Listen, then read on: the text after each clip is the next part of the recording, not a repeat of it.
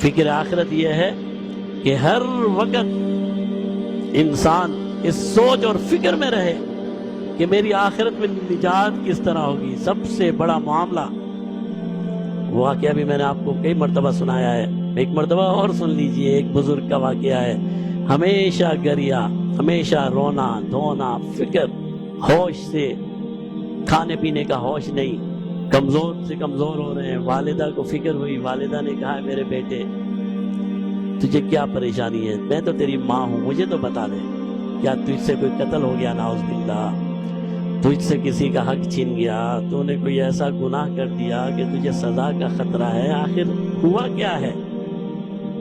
تیری حالت تو روز بروز گرتی چلی جا رہی ہے، صحت خراب ہو رہی ہے، کھانے پینے کا تجھے فکر نہیں ہے۔ آخر ایسی کون سی غلطی ہو گئی؟ کیا کسی کو قتل کر دیا؟ کیا کوئی ڈاکہ ڈال دیا؟ نعوذ باللہ، کیا کسی کا کوئی حق مار لیا؟ ہوا کیا ہے؟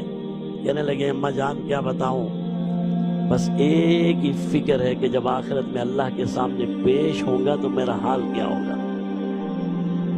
مجھے یہ پتہ نہیں ہے کہ اللہ میرے لیے سعید ہونے کا، خوش بخت ہونے کا فیصلہ فرمائیں گے یا شقی اور جہنمی ہونے کا فیصلہ فرمائیں گے۔ فرمایا یہ ایک مسئلہ ہے جس کا حل میرے پاس نہیں ہے، اور اس کے حل میں روز بروز اس طرح گھل رہا ہوں جس طرح نمک پانی میں گھل جاتا ہے۔ فکر آخرت یہ ہے